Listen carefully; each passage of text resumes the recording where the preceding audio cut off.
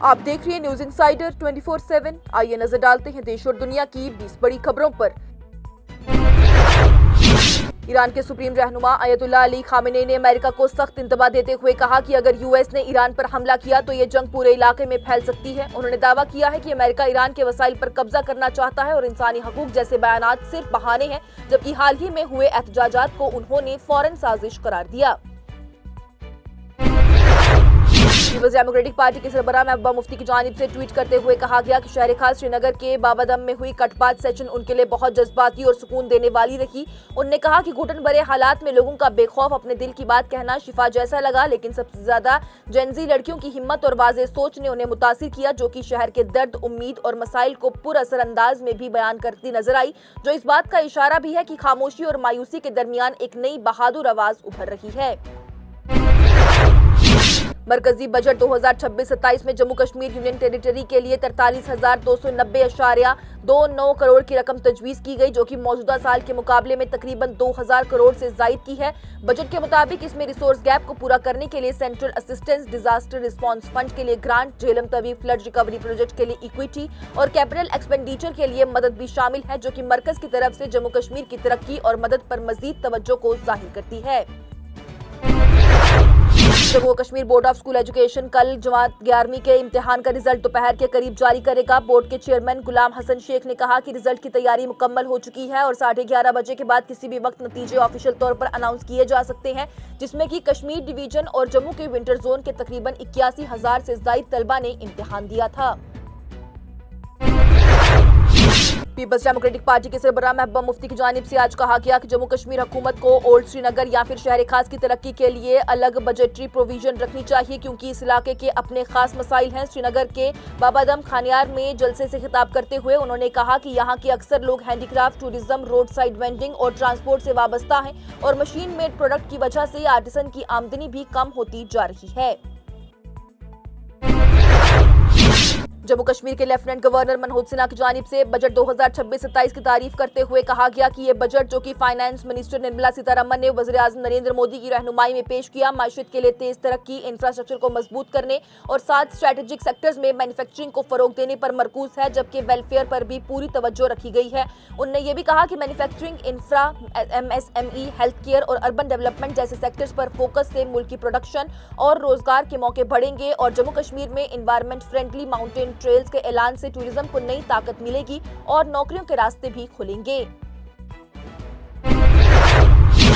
मरकजी बजट 2026-27 के तहत ही वजीर खजाना निर्मला सीतारमण की जानिब से जम्मू कश्मीर, हिमाचल प्रदेश और उत्तराखंड में एनवायरमेंट फ्रेंडली माउंटेन ट्रेल्स तैयार करने का ऐलान किया गया, जिसका मकसद सस्टेनेबल और जिम्मेदार टूरिज्म को फरोग देना है। उन्होंने ये भी कहा कि हिंदुस्तान में वर्ल्ड क्लास ट्रैकिंग और हाइकिंग के वसी मौके मौजूद हैं और ये प्रोजेक्ट कम असर वाली एक्टिविटीज के जरिए कंजर्वेशन और इकोनॉमिक ग्रोथ को जोड़ेंगे, जबकि जम्मू कश्मीर में इससे एडवेंचर टूरिज्म को नई जिंदगी मिलेगी, लोकल रोजगार बढ़ेगा और फ्रेजाइल इकोसिस्टम को महफूज रखते हुए हिमालय को भी ग्लोबल ट्रैकिंग हब बनाने की सिमत भी अहम कदम होगी।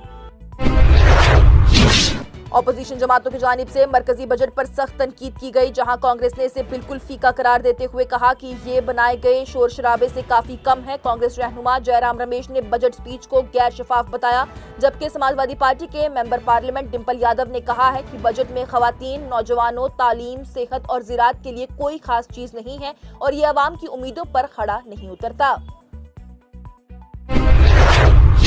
लोकसभा में कायद हज़्ब इख्तिलाफ राहुल गांधी की जानिब से मरकजी बजट 2026-27 पर तनकीद करते हुए कहा गया कि ये बजट हिंदुस्तान के असल बहरानों से आंख बंद किए हुए है। उन्होंने ये भी कहा कि नौजवान बेरोजगार है, मैन्युफैक्चरिंग गिर रही है, सरमाया मुल्क से बाहर जा रहा है, घरेलू बचत भी कम हो रही है और किसान मुश्किल में है, लेकिन इन सब मसाइल को नजरअंदाज किया गया, जबकि ये बजट ग्लोबल बेयकीनी, ट्रेड टेंशन और एक्सपोर्ट्स में कमी के बीच पेश किया गया। मरकजी बजट 2026-27 में अवाम, एक्सपोर्टर और स्ट्रेटेजिक इंडस्ट्रीज को निशाना बनाकर राहत दी गई, जबकि कुछ सेक्टर्स और प्रोडक्ट्स पर टैक्स सख्त किया गया। बजट के मुताबिक overseas tour packages, foreign education और मेडिकल रेमिटेंसेस पर TCS 2% कर दिया गया, जबकि कैंसर और क्रिटिकल इलनेस की 17 दवाइयों पर भी कस्टम ड्यूटी खत्म कर दी गई है। इसके साथ ही क्लीन एनर्जी, एविएशन और इलेक्ट्रॉनिक मैन्युफैक्चरिंग को भी रिलीफ दे दी गई। वहीं दूसरी तरफ से फ्यूचर और ऑप्शन पर STT बढ़ाया गया है और शराब, मिनरल और टोबैको प्रोडक्ट पर टैक्स में इजाफा किया गया, जिससे कि हुकूमत को इजाफी रेवेन्यू हासिल होगा और डोमेस्टिक मैन्युफैक्चरिंग और एक्सपोर्ट को भी फरोग मिलने की उम्मीद है। मरकजी वजीर खजाना निर्मला सीतारमन की जानिब से कांग्रेस रहनुमा राहुल गांधी की मरकजी बजट 2026-27 पर तनकीद का सख्त जवाब देते हुए कहा गया कि हिंदुस्तान की माशियत के बुनियादी असूल मजबूत हैं और हुकूमत हकीकत पर मबनी बहस के लिए हमेशा तैयार रही है। उन्होंने ये भी कहा कि बजट ग्लोबल अनसर्टनिटी के दौरान कमजोर तबकों के लिए स्टेबिलिटी और प्रोटेक्शन पर मरकूज है और टेक्सटाइल सेक्टर और अवाम आम के लिए भी मल्टीपल स्कीम पेश की जाएंगी। सीतारमन की जानिब से सियासी तनकीद का खुशामदीद करते हुए कहा गया कि वो सिर्फ हकीकत पर मबनी तनकीद सुनना और जवाब देना चाहती हैं। मरकजी पार्लिमानी अफेयर्स के वजीर किरण रिजिजू की जानिब से आज कहा गया कि मरकजी बजट 2026-27 का मरकज ग्रोथ और डेवलपमेंट है और अपोजिशन पर तनकीद करते हुए कहा गया कि वो बजट पर सियासत ना करें। उनकी जानिब से ये भी कहा गया कि बजट के तमाम प्रोविजन आम लोगों के लिए ही है और अगर अपोजिशन खुद को आम आदमी नहीं समझती तो इसका हुकूमत क्या कर सकती है। रिजिजू की जानिब से दावा किया गया कि मुल्क बजट से खुश है और इस पर तनकीद सिर्फ सियासी मकसदों के तहत ही की जा रही है।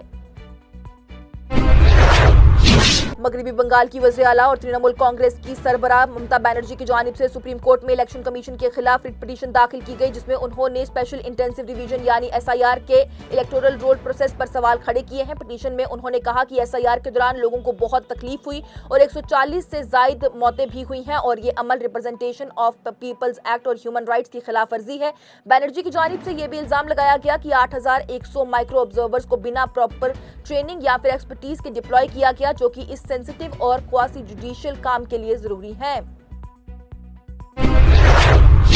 मरकजी वजीर दाखिला अमित शाह की जानिब से बजट 2026-27 पर रिएक्शन देते हुए कहा गया कि यह बजट हिंदुस्तान को ग्लोबल स्टेज पर सबसे पुरकशिश इन्वेस्टमेंट डेस्टिनेशन बनाने की रफ्तार को टर्बोचार्ज करता है। उन्होंने ये भी कहा कि मैन्युफैक्चरिंग, इंफ्रास्ट्रक्चर, सेहत, टूरिज्म, देहात, AI, स्पोर्ट्स और पिलग्रिमेज साइट्स तक #विकसित भारत बजट नौजवान, खवातीन और किसानों के ख्वाबों को ताकत देता है और फिस्कल डिसिप्लिन के साथ ही ग्रोथ को आगे भी बढ़ाता है। शाह की जानिब से वज़ीर आज़म नरेंद्र मोदी और वज़ीर खजाना निर्मला सीतारमन को मुबारकबाद देते हुए कहा गया कि यह बजट 2047 तक डेवलप्ड इंडिया के विजन और अगले 25 सालों के रोड मैप को वाज़े करता है, जो कि आत्मनिर्भर और विकसित भारत के अज़म को सिर्फ नारा नहीं बल्कि हुकूमत का पक्का इरादा साबित करता है।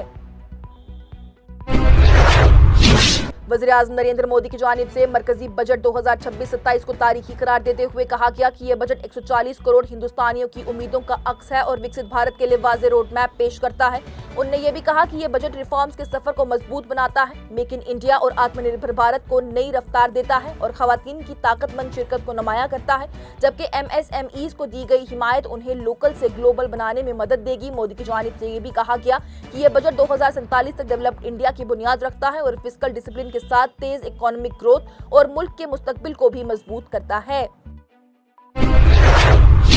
वादी में कई हिस्सों में ताजा बर्फबारी रिकॉर्ड की गई, जबकि मैदानी इलाकों में बारिश देखी गई। श्रीनगर समेत कुछ जगहों पर रात के दर्जा हरारत फ्रीजिंग पॉइंट से ऊपर रहे। आला पहाड़ी इलाकों जैसे कि पहलगाम और काजीगुंड में बर्फ गिरी, जबकि जनूबी कश्मीर के कई हिस्सों में बारिश हुई, जबकि गुलमर्ग सबसे ठंडी जगह रही है, जहां पर दर्जा हरारत -7 डिग्री सेल्सियस रिकॉर्ड किया गया। मौसम विभाग के मुताबिक मौसम अब्रो आलूद रहेगा और 2 से 3 फरवरी के दरमियान मुख्तलिफ जगहों पर हल्की से दरमियानी बारिश या फिर पहाड़ों पर बर्फबारी का इम्कान है। साथ ही तेज हवाएं और गरज चमक भी हो सकती है।